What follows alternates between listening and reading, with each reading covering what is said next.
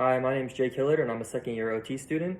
One fun fact about me is that I really enjoy doing triathlons. I did my first one this summer. It was a sprint triathlon, so it was a 500-yard swim, 15-mile bike, and a 5K run. I have big goals of maybe doing an Ironman someday. This will take years and years and years to do because it takes a lot of training and a lot of time.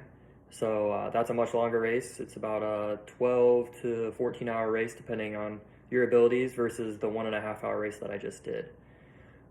So some of my strengths, I would say I'm very attentive. When I have something that I need to get done, I will sit down and I will do it. I like to check things off my list, so that's a big strength of mine.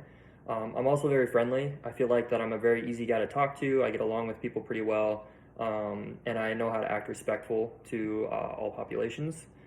And then lastly, I am pretty loyal. I have a lot of friends and a lot of people that I feel like I'm very well networked with, and I feel like I have a lot of loyalty to those people.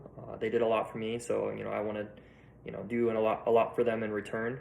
It's a big thing of mine, I guess. And then some of my weaknesses, I would say being direct. I don't like to really order people what to do.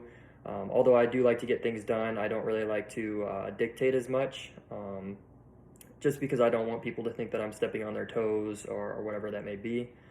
Being spontaneous, I like to have a schedule and get things done in an orderly fashion. So when something kind of goes out of schedule for me or it's not in that fashion of being orderly, then I get a little bit discombobulated and start to get overwhelmed pretty easily.